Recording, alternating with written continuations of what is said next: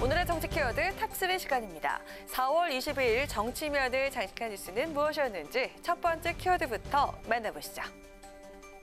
더불어민주당 이해찬 대표가 최근 21대 국회의원 선거 당선인 전원에게 친전을 보내 국민 앞에 항상 겸손해야 한다며 자중을 당부한 것으로 알려졌습니다. 이 대표는 지난 선거대책위 해단식에서도 열린우리당의 아픔을 반성해야 한다며 겸손을 거듭 당부했는데요. 2004년 17대 국회 압승 이후 국회 운영에 실패했던 열린우리당의 아픔을 되풀이해선 안 된다는 것을 강조한 것으로 보입니다. 국민들께서 주신 의석에는 그만큼의 책임이 따릅니다. 항상 겸허한 자세로 국민의 뜻을 먼저 살펴 일하고 선거 결과는 있고 선거 때 가졌던 열정과 책임감으로 앞으로도 최선을 다해 국민의 뜻을 받들어야 하겠습니다. 이 대표는 21대 당선인에게 보낸 친전에서도 17대 총선에서 우리는 승리에 취했고 과반 의석을 과신해 겸손하지 못했다며 그 결과 우리는 17대 대선에 패했고 뒤이은 18대 총선에서 겨우 81석의 나락으로 떨어졌다. 우리는 이 교훈을 잊지 말아야 한다고 당부했는데요. 이 대표는 그러면서 국민의 뜻을 잘 받들어야 한다는 책임감과 만약 우리가 그 뜻을 잘 받들지 못하면 우리도 언제든지 심판받을 수 있다는 두려움도 느껴야 한다고 강조했습니다. 총선에서 예상을 뛰어넘는 대승을 거둔 민주당. 당 내에서는 벌써부터 21대 국회에선 좀 더 힘있게 개혁 입법을 추진해야 한다는 목소리가 나오고 있다고 하는데요. 총선 후 여야에게 주어진 최우선 과제는 무엇보다 국난 극복이 아닐까 싶습니다. 민주당의 압승으로 정부 여당의 책임이 더욱 커진 만큼 민주당은 청와대와의 긴밀한 협력을 통해 코로나 위기 또 본격화하기 시작한 경제 위기 극복에 총력을 다해야겠습니다. 이어서 오늘의 두 번째 정치 키워드입니다. 총선이 끝나면 큰 집으로 돌아가겠다라고 했던 통합당의 비례위성 정당인 미래한국당. 그러나 막상 총선이 끝나자 별도의 교섭단체 구성을 저울질하면서 통합당과의 합당이 고심하고 있는 것으로 알려졌는데요. 이에 5선에 성공하며 통합당 내 최다선에 오른 정진석 의원. 통합당은 미래한국당이라는 계열사를 거느릴 형편이 못 된다며 본사인 통합당으로 빨리 합치는 것이 순리라고 일침을 놨습니다.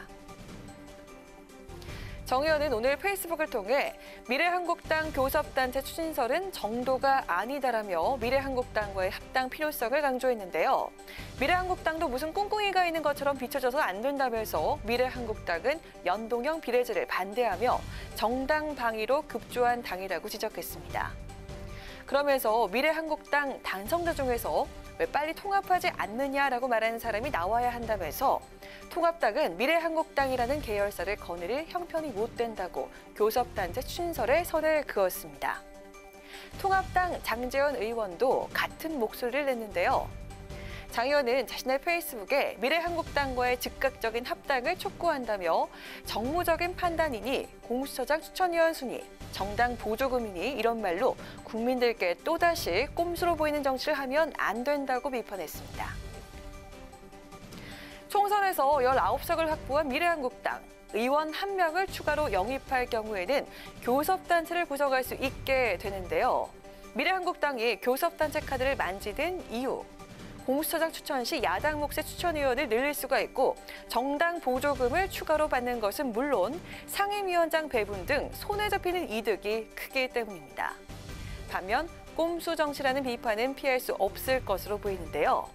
독자 생존이냐 흡수 통합이냐 갈림길에서 미래한국당 과연 어떤 선택을 하게 될까요? 이어서 오늘의 세 번째 정치 키워드입니다.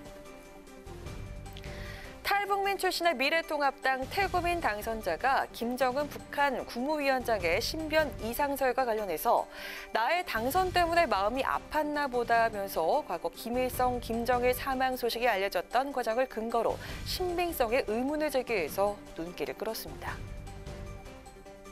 태구민 당선자는 어제 자신의 유튜브 채널을 통해 국회의원 당선증을 보여주며 나의 당선으로 김정은의 마음이 아파서 그런지 모르겠지만 위중설이 불거졌다. 하지만 북한에서 김 씨 일가의 신변은 국가적인 극비 사안으로 일반 주민은 물론 최고의 간부들도 거의 알 수 없다. 하물며 김정은의 신변 이상설이 북중 국경에까지 전해진다는 것은 불가능하다고 본다라고 말했습니다. 태 당선인은 다만 북한은 체제 특성상 최고 존엄의 논란이 있을 때마다 최고 존엄이 건재하고 있다는 행보를 수일 내로 보여왔다면서 현재 김정은의 신변 이상설이 보도된 후 일주일이 넘은 지금까지도 북한이 아무런 반응을 내보이지 않고 있다는 것이 매우 이례적이라고 밝혔습니다. 이어 특히 김정은 위원장이 북한이 제일 큰 명절인 김일성의 생일 태양절에 금수산 태양궁전 참배에 불참한 것은 전례가 없었던 일이라며 우리 정부도 상황을 예의주시하면서 북한 이상 징후에 대한 파악과 혹시나 모를 급변 사태에 대해서 만전을 기해야 할 것이라고 당부했습니다. 김정은 위원장의 신변 이상설이 꼬리에 꼬리를 물고 있습니다. 일단 정부는 현재까지 북한 내부에 특이 동향이 식별되지 않고 있다면서 신중한 입장을 보이고 있는데요. 김 위원장의 건강 이상설이 적지 않았던 만큼 정부는 관련 정보 확보에 최선을 다하면서 이 상황을 예의주시해야겠고요. 또 모든 가능성을 열어놓고 다양한 시나리오에 대비할 수 있어야겠습니다. 이상 오늘의 정치 키워드 탑3였습니다.